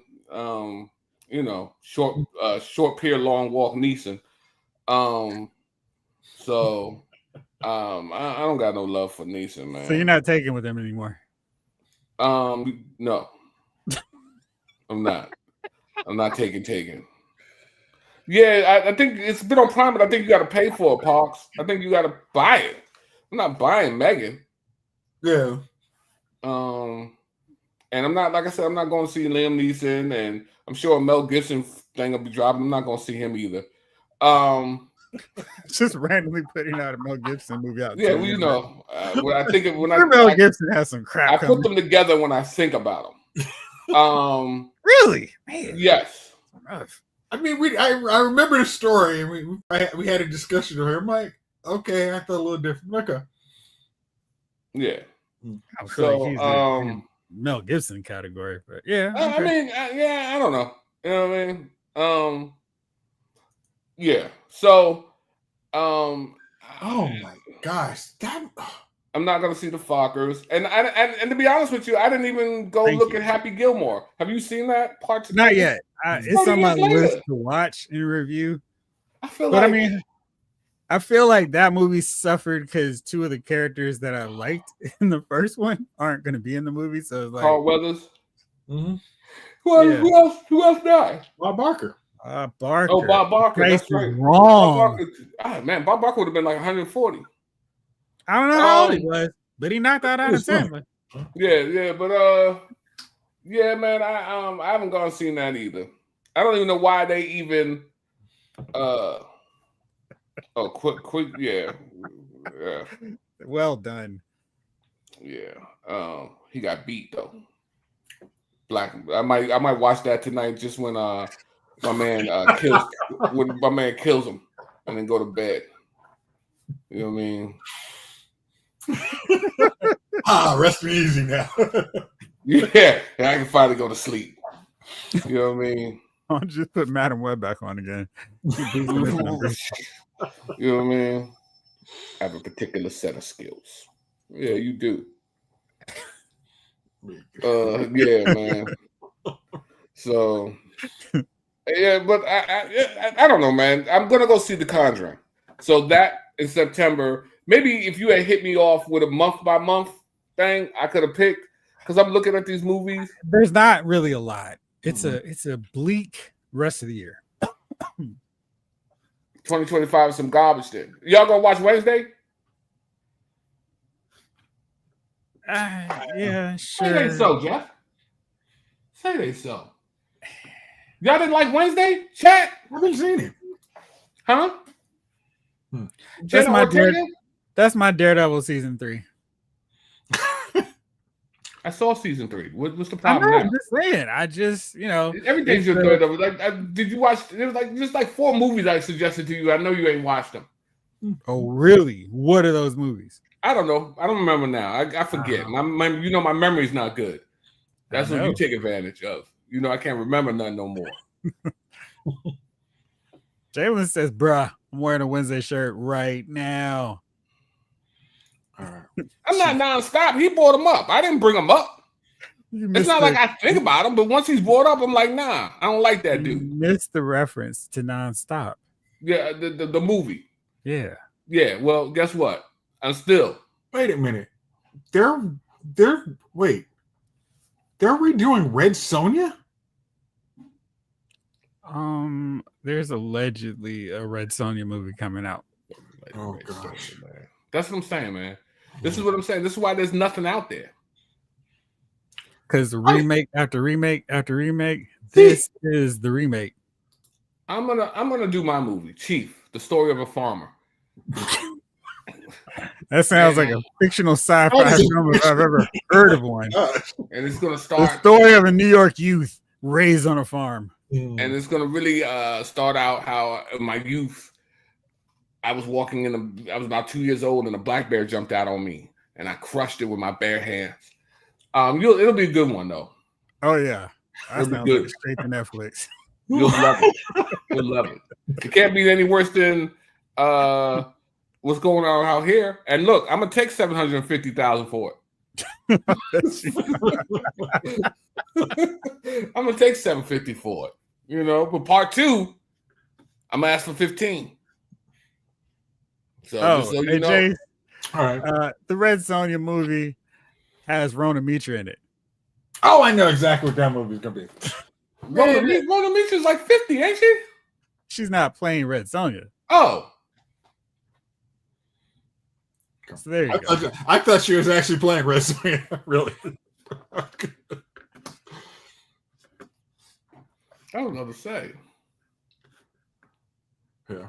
Oh gosh, you both, man! I can't believe we all survived him. Whew. Red Sonja needs a remake. Never did anything. Yeah. It needs a remake. Yeah. So does my life. There's something. Have you seen the trailer for Predator Badlands? Yes. Okay. Chief, you seen that one? That's the new funny looking one with the girl who's a robot or something. Yes. Oh, you know what, man? I don't Agreed, know what to do about these Predator movies. They keep making them, and you keep watching them. I don't know what to do, man. They've just gotten crazier and crazier. I remember I had so much high hopes for Prometheus, and then they did something else, but I never saw the other one. Yeah. Look at that. Look at everybody shaking their head. Everybody looked away when I mentioned Prometheus. I do, but I owned it. Prometheus and Covenant, I understand what they were. I mean, again, it's one of those, you need all of the companion pieces to understand and like this movie. And if you do not do that, it's, why am I going to watch this movie? It's, you're going to need the director's cut. And then you're going to need where the director was actually going with this to actually like these movies. Thanos, man, they're not going to cancel Wednesday. Wednesday was like the highest gross. Everybody's looking forward to it, man. Whew. Everybody's looking forward. Everybody loves Jenna. Everybody. It's so funny looking at how riled up you are at the thought of them canceling Wednesday. You're like, no, it's not. I enjoyed that series, man. And I can't say I've enjoyed anything on Netflix like that in a long time. I need to watch this more. Okay. So it was the monsters were good, the humor was good. Shorty played the hell out of Wednesday. I mean, if you look at Netflix, what do we get now? Ye Old Guard. Not much. We get the movie where I didn't even watch part 2 of this movie. The Old Guard? No, the Old Guard. But I'm saying we got the Old Guard finally. But there was another movie they put on, and then it ended. It was like a space movie, like a fake Star Wars movie. And then it ended, and then they had the sequel come back. Talking about Rebel Moon. I never watched the second movie. you understand what I'm saying? Yeah. I don't understand. So what I'm saying is the quality finally. Yeah. So sometimes you get a movie or show on that's pretty decent, and Wednesday's damn decent. And also, I remember Sabrina was good till the last last season. The last season. Man. So I mean, yeah, man. Sound like you don't need to. Big boss man. Man. So and then we got what's the other joint coming out? And then I'm looking forward to Potter. But that doesn't come out to what, next year, 26? It might be early. Might not still be around when that comes out, Chief. Let me tell you something, bro. Absolutely not, Lefty. No. I'm in, I'm trying to be here, man. I'm trying to be here. Right, so the TV series is set to come out. Oh gosh. 2027. That's just disrespectful. Okay. All right. See, here's the problem with this. Are they trying to do these Harry Potter series back to back? Because again, you don't need any work. You need to have these people going year to year to year to year. They can, just like old school TV, if you're going to do 13 episodes, they get a week off and then they're back to filming season 2. That's what I don't understand. Like, you can't overdoing 13 episodes, take a year off, and then we're getting the next year. Like, that's why 2 years, bro? Like, to me, then that's why even announce it? Why even announce it? Like I wouldn't even tell you guys, hey man, in 2 years I think I'm gonna go to Los Angeles. You're like, what? Yeah, 2 years from now, man, I'm gonna get on that plane. I'm gonna fly to LA. You're looking at me like, what the hell are you talking about? 2 years from now, man, I think I'm gonna finally go ahead and get that sports car. 2 years from now, you're not even gonna want that sports car. You don't even want to go to LA. These are the things 2 years from now. I mean, this doesn't even make sense. Don't even announce. Don't even tell me nothing, man. I don't want to hear nothing about 2 years from now. That just irritates me, man. Oh, listen, in another 2 years, man, we're gonna put on a series that you really want to see. So I know everything's going to shit, but guess what? If the country survives and you survive and your family survives, you get to watch that show. I may not be able to afford cable in 2 years. How do you know? How do you know? Maybe I'm over at one of your houses watching it, sleeping on your couch, eating your popcorn. You know what I mean? Out of my Superman glass box with the X-ray vision joint, heat vision joint. Yeah. They're all out of them too. I put my name on the wait list. $58. Just so you know. Yeah. I mean, the bad thing is you're casting kids that you hope will look the age they need to, but you're not having it be released for 2 years. All it's going to take is one of them having a growth spurt and you're screwed. I mean, you can't have Ron looking like he's an 18-year-old and he's just playing an 11-year-old. Like, that's what I'm saying, chat. That's a bad move. They playing with us. 2027, bro. You know what happens in 2027? I retired from the farm. Wow. Farm keeps actually needing to work. You can't really retire. I'm selling the farm. I've done. I would have 2027. I will have done 30 years on that farm. It is time for me to go, bro. I gotta say 2027. It's time for me. It's time for me to go. That's what I'm saying, though. 2 year wait. You know how long that is in my head? Chief, that's something you can do after you retire. You can sit back and watch Harry Potter. Something else for you to look forward to. Hey man, that's what I'm saying, man. It just doesn't make sense. It's just 2 years. Exactly.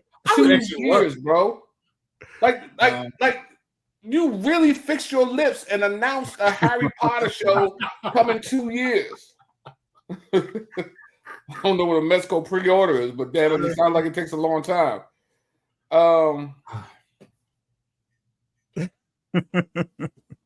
Good news, Damon. We're introducing a new pay-to-view model starting next week. Hey, we are coming out of pay-to-view, so stay tuned because it's going to be pay-to-view in 2 years. That's when it's coming out. So look for 2027. Look for your payments to Lyle's Movie Files. It's going to be a $5 monthly subscription, but for now it's free to 2027. So write it down. Yeah, write it down. Enjoy 2 years of free content, folks. Right. So that's 2 years, bro. I would have just shut up about it. You know what I mean? I really like you. When can I take you out on a date?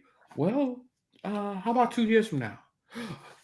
Yes. Yeah. I'm probably gonna have to agree with Maurice a little bit on this because I think it was if you were after the failing of Fantastic Beasts and that franchise, if JK probably is like, hey, I need to make people go back and watch these. I mean, to buy the books, watch the TV shows. So I need, hey, if I've signed a deal, I need to announce it, but it's not coming out for gosh knows how long. But yeah, I think that probably had to do a lot to do with it being released. I mean, even speculated this early on.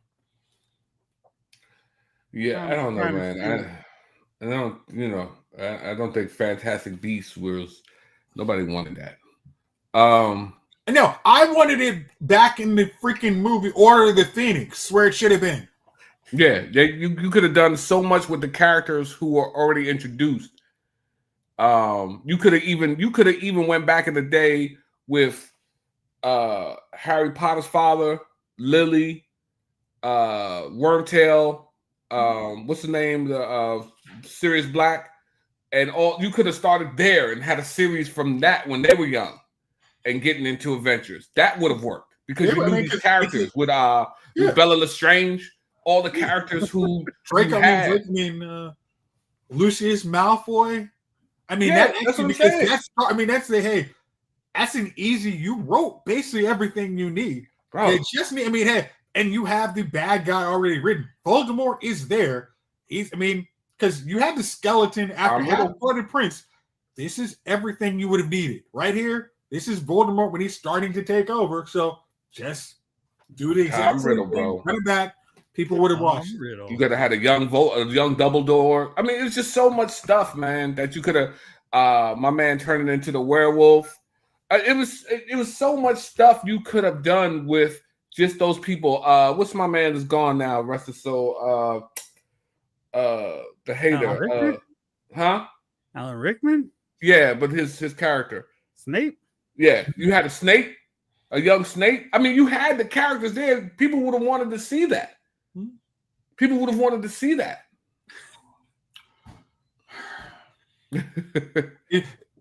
Again, that is one because they actually had a marathon on E, and I was watching Half-Blood Prince, and I'm like, you could have freaking put this daggone movie in here. You can drop every freaking thing possible of Voldemort when he's actually getting power, but we're gonna make a whole new series on it. It's gonna be great. We aren't going to do that. We're just going to have a flashback and none of this makes sense. Yep. That's what I'm saying, man. You could have done so much, man. I feel like if they had just came and talked to me, I would have been a millionaire. Yeah. Fire me in 2 years. Hey, tell me about it. Tell me about it. You know what I mean? 2 years. It doesn't make sense. It doesn't make sense to mention things if 2 years from now they're going to happen. Yeah. Because if you say if you say a Marvel movie, hey, we have a phase, it's coming out, and you're planning, but hey, we're working on it right now. That makes sense. Blade? Well, as long as you don't tell me the date, hey man, we're working on Blade. Fine. But if you say 2 years Blade is coming, now I'm irritated. It's supposed to be more in depth than the movie. So it's supposed to be like it's giving you everything the book gave you. That's what I heard. So like how the movie's got to gloss over everything because the movie has to be done within 2 hours. These are supposed to be a slower version of things and events that's going on. Even though it's going to be the same story. Is this season. Right. 10 episodes apparently. So I don't know how they're going to keep the stars young for 10 episodes every year. They're going to film this season. Well, I mean, they grow up every year. So if you just work with them every year, you can do it while they're aging naturally. I hear what you're saying, but I'm saying you're still putting a 2-year gap in between now. They're filming right now. Right. But it doesn't come out to 2027. Yeah. So now but I'm thinking 2027, they're 2 years older than now. No, but I think that they're going to keep shooting. So they'll have some in the can, so they'll keep staggering. So they'll shoot, maybe even at the end of this year, season 2. You think so? They'll probably still do season 1. But yeah, I'm thinking they're just going to keep shooting. Season 1 gets canceled? What'd you say? I said after season 1 gets canceled, then season 2 just sitting there in the chamber. Nah, I think because HBO needs hits, then they know Harry Potter is basically a license to print money or get people to subscribe, whatever you want to call it these days. They'll stick with that running through. I mean, gosh, they're still doing House of Dragon, and I'm still like, I wish I cared about the show more. I haven't seen one episode, bro. They do a weird time jump, and it's just so confusing. It's like, wait, I turned my head for a second. Why is this person now 10 years older? But I think they're just going to run it because they know the fan base is still there. And, their hope and thought is a generation that grew up watching Harry Potter is going to show it to their kids. Here, look, sit down. This is great. I don't care about your Harry Potter, mother. All right. Well, it's 9:58. I don't know how that time went by that fast, but it's that time of the week. Who are your nominees for Dummies of the Week? And we did rock, paper, scissors to start off. And Jace, you won, so you get to go first. Oh, gosh. How do I avoid this minefield that I want to say is my dummy of the week? But I can't actually avoid it. My dummy of the week is Shannon Sharp. Wait, what are you talking about, Jace? I paid her off just like I said I would. And what's happening now? And I got dumped by ESPN.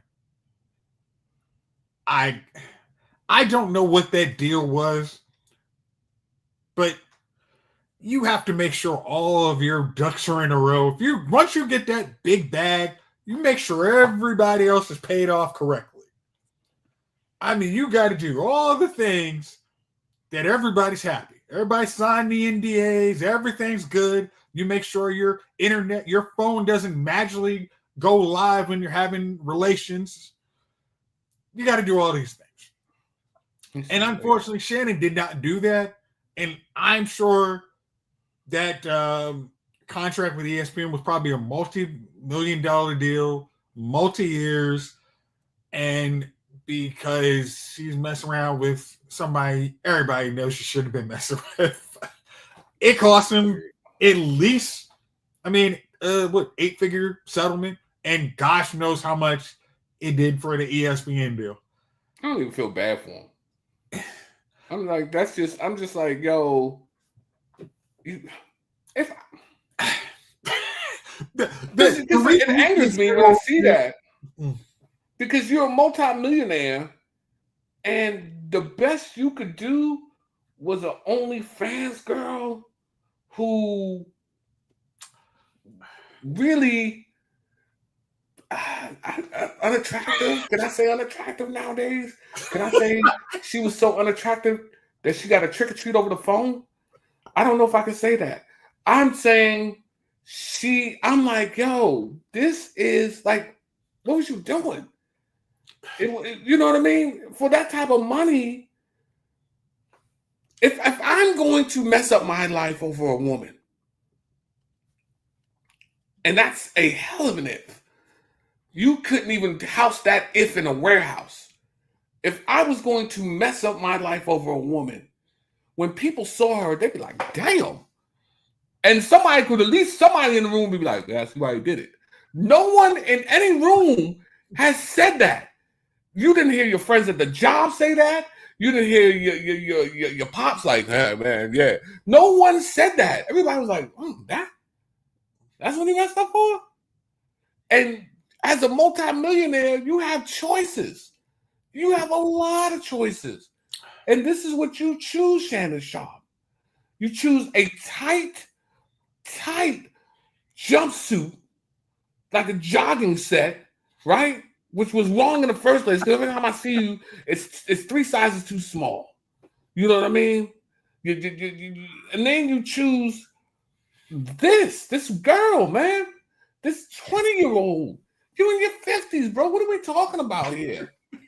Bro, she's like, yeah, but them 2 5s don't make a dime. You know what I mean? I just don't understand it.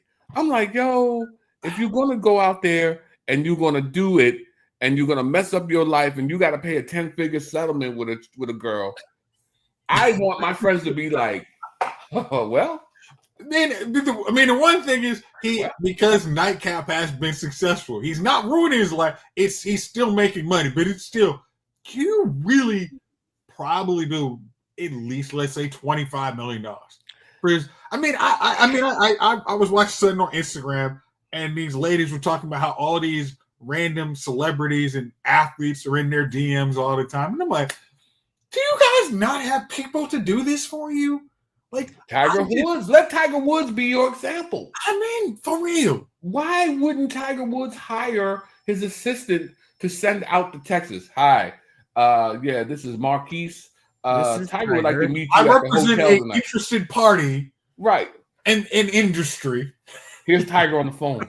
Hey, listen, she knows if she calls, don't say nothing. And I'm like, what? Why isn't your assistant that phone should have never entered your house?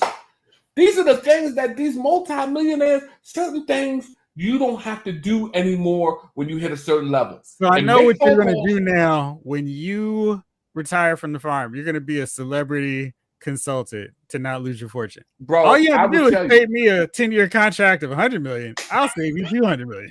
You know what? You don't even have to pay me that much. You pay me $500,000 a year, and I make sure nothing gets bad for you on your feet. I'm making them phone calls. Not $1 million, Chief. That's disrespectful. You don't need to, because what happens is I'm still going to get you scragglers when they fall by the wayside. Oh, you don't want her? Yeah. Well, I know. I'm on the phone. You saw me with him. Just listen. No. Yeah, meet me there.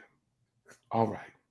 You know what I mean? Because this is the thing. All right, L Scratch. Right, because you're not gonna see. I'm just not going to go for none of that dumb stuff. I don't understand these celebrities nowadays, man.